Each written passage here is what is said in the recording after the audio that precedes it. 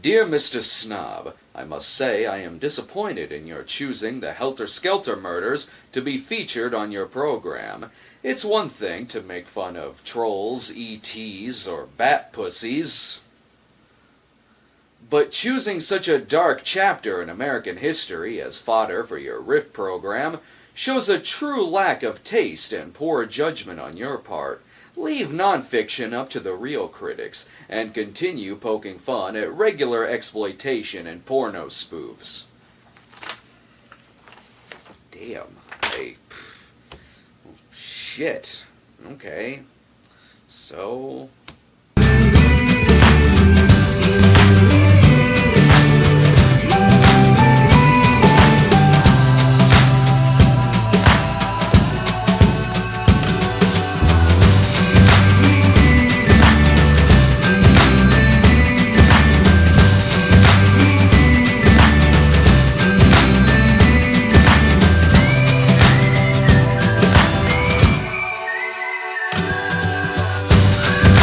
already know this story. In 1977, the Reverend Jim Jones and several hundred members of the People's Temple moved from California to northwest Guyana to form what would later be called Jonestown, all of which resulted in the mass suicide of its members in November of 1978.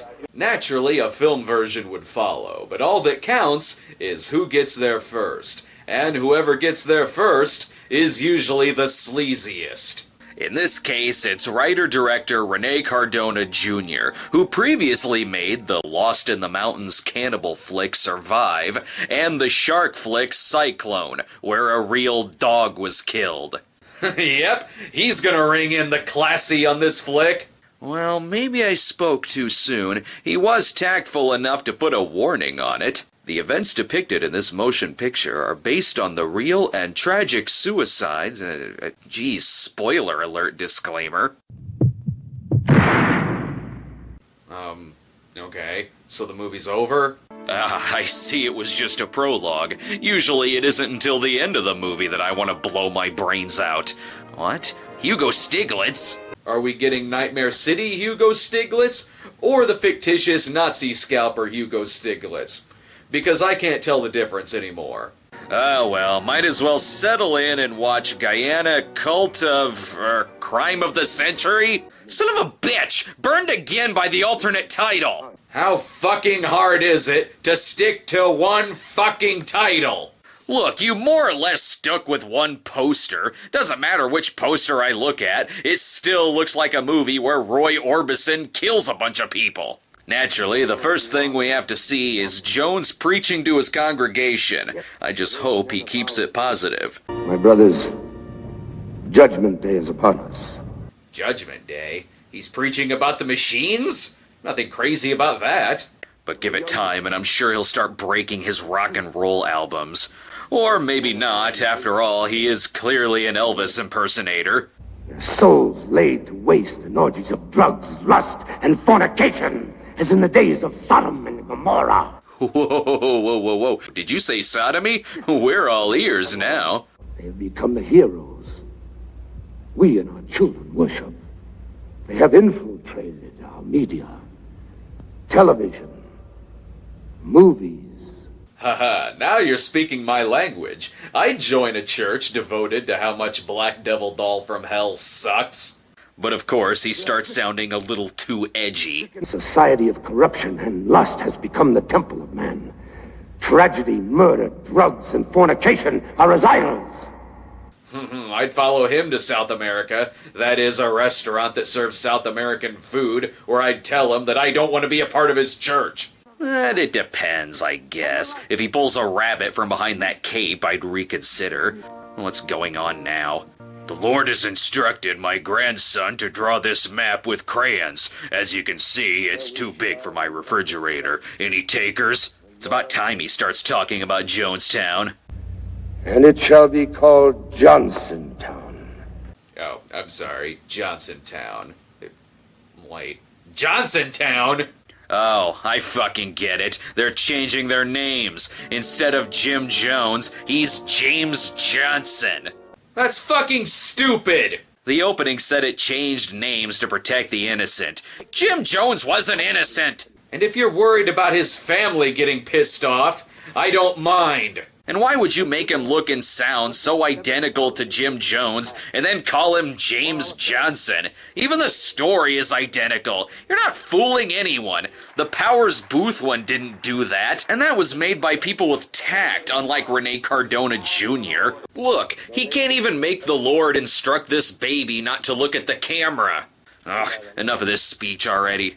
Among others whom we all know well, our friends in the Senate and our brothers and sisters in Congress must also be thanked for their unselfish dedication to our cause. Okay, I was a little bored, but not throw myself under a train bored. I see here we meet Congressman Lee O'Ryan. Lee O'Brien? Anyway, Lee O'Ryan was the United States congressman who was murdered by Jonestown members after flying to Guyana to investigate. And here he's called Lee O'Brien. If you have to change the person's name, change it to something completely different. Call him Don Williams or something. I don't care. If it's that close to the original person's name, it just comes across as unintentionally funny, and again, fucking stupid. Wait, forget Guyana. We're taking our congregation to sunny South Florida. It's closer to Busch Gardens. Meanwhile, the group assembles in the mess hall to watch their daily viewing of Cannibal Ferox. Actually, if they're gonna watch a cannibal movie, they'd be more apt to watch Eaten Alive. It's a little closer to this story. Those devils want to see me locked up in a prison cell, but they'll never get to do it. I will not leave my people without their leader. Relax, I'll get to that movie soon enough. I think I know this part. This is where Jones recites Michael Parks' monologue from Red State. Those who oppose Johnson's temple oppose me, and those who oppose me oppose God. And they shall die in shame and sin and feel the mighty blow of God's wrath. Good God, maybe I shouldn't make fun of this. I don't want to go to hell. Then again, they are calling the main character James Johnson, so I have no problem making fun of this. We will be an example to the world. Can you dig it? Although maybe this movie does serve a purpose. We get to see Jim Jones's pillow talk. If I should fall, woman, you, my children, all of them will fall with me. I think I know where this is going.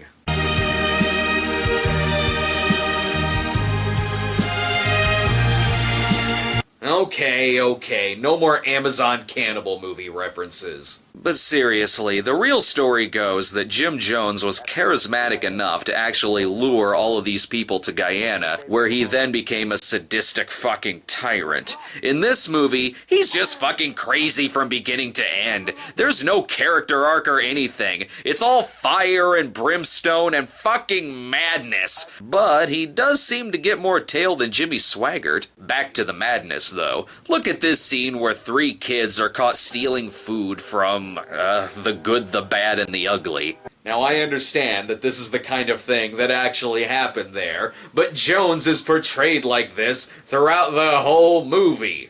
Thomas Keys, what shall I do with your son Tommy? Punish him. Yes, shock his testicles. Oh, shit! I wasn't serious! What shall I do with your son Mark? Punish him. Pour snakes on him? Oh my god! And those were real fucking snakes!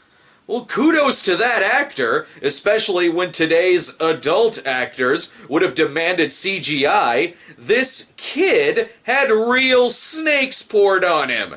Also, the third kid just gets dunked in some water, and I know that sucks, but how is that fair to the kid who had his balls shocked and the kid who had snakes poured on him? How awkward would that conversation have been when those characters met back up? Oh, God. You okay? Yeah, I think so. It was horrible, you guys. They dunked me in a well of water.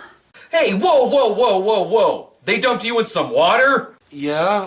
What did they do to you? They tested out a car battery on my fucking balls! I had anacondas dumped on my face.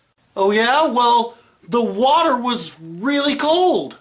You son of a bitch! My ball sack smells like fried chicken! Do you have any idea what it's like for your dick to be extra crispy? Well, I might come down with the flu or something.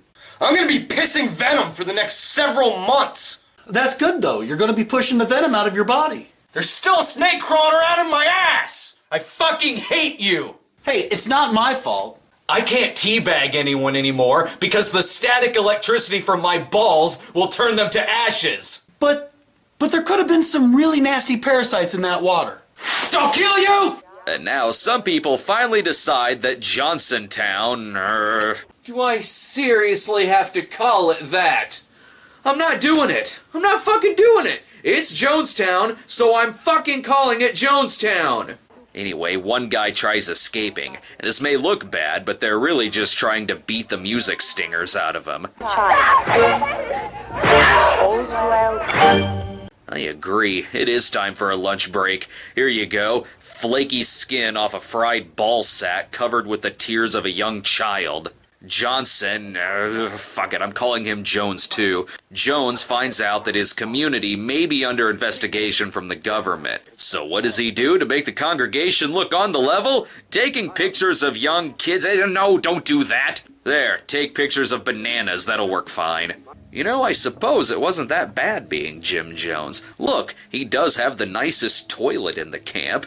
Give him a sec. He's gonna squeeze out Renee Cardona's next movie. Is it time to get sleazy again? Oh, I can already smell the dick sweat. Jones catches two people fucking, and there's only one suitable punishment for this. Big Jim Slade. Big Jim, former tight end for the Kansas City Chiefs. This just got incredibly erotic. You will perform the sex act with a man. Ooh, I hope his ass likes classic television, cause that guy's gonna mash it. Jones gives another one of his speeches, but how are these people gonna take him seriously when he just finished making the greatest porno of all time? I will die for you. Raise your hands, those who will die for me. We'll spill ketchup on our hands for you, Reverend Jim? Well, except for maybe this kid who was imprisoned for dealing drugs. Let me guess, they shoved a cattle prod up his ass and a centipede up his dick. While all of this is going on, we cut back and forth to Congressman O'Brien having various meetings about whether Americans are being imprisoned in Jonestown.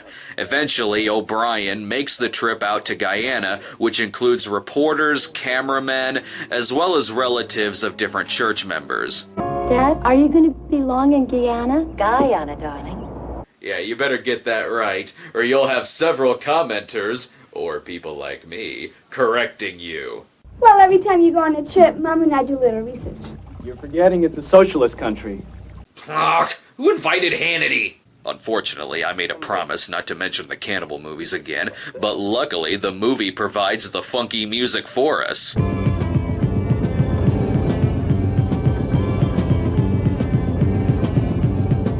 And yeah, you can put that serious movie text on the screen all you want. This movie is still incredibly sleazy. I can tell I'm watching the uncut version of the film because it included the all-important scene of the plane taking off and landing, plus the ball shock scene. After several minutes of negotiating with the camp, Jones reluctantly agrees to let the congressman into Jonestown.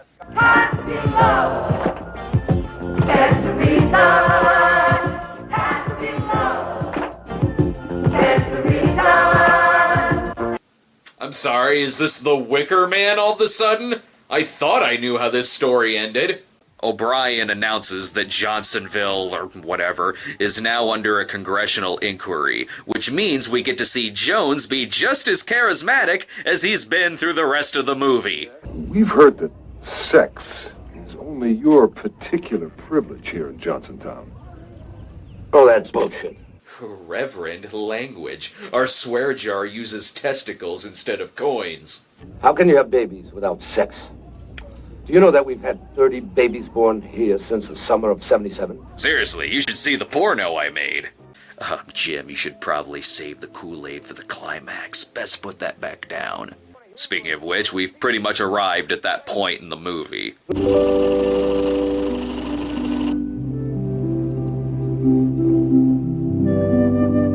Yes, the last day, which indicates that murder and suicide are about to happen. So why is there happy music playing? The congressman announces that he will take back with him anyone who wants to return to the United States. I'm determined to leave. I've already notified the newspaper men. I'm leaving too. I'd believe your sincerity if you weren't as wooden as the trees. The last act here pretty much gets most of the information down. There's the church member who pretended to leave but opened fire in the plane, the shootout at the airport, and yes, mass suicide by cyanide-laced Kool-Aid. Is everything there? And you, my brothers Keep stirring. and my sisters, we will die with dignity. Yes, dignity. Especially when your bodies are shown on every single news program in the country. The problem is that every single aspect of this movie is just shown to be in-your-face, sensational, tabloid garbage. The suicide should be disturbing, it should be impactful, but when there's absolutely no character or motivation or any kind of insight into the tragedy, the climax just comes across as being another sleazy thing that happened in Johnsontown. No more shocking than the ball electrocution or Big Jim Slade. And yeah, sure, the Helter Skelter murders didn't have much in the way of character development either, and much like Guyana, Cult of the Damned, it mainly serves as being a shallow reenactment of the seediest sides of the story.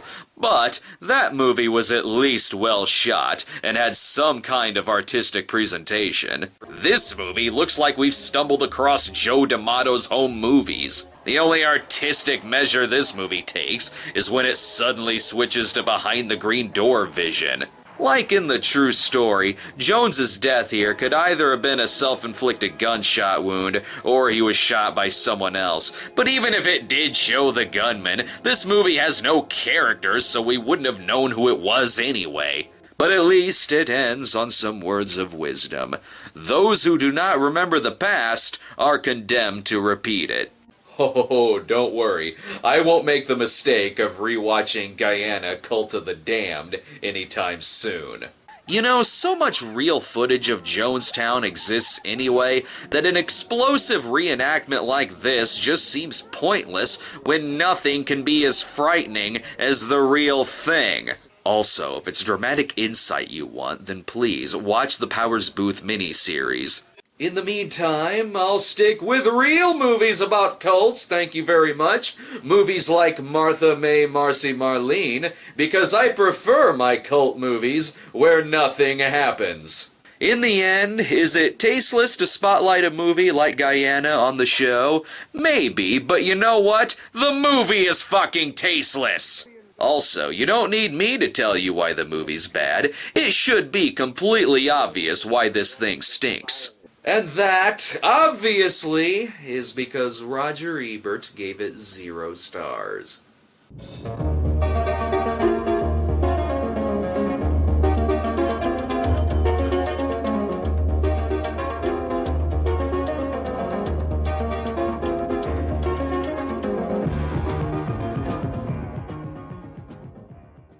If I want to go to Georgetown, then by God, I'll go to Georgetown!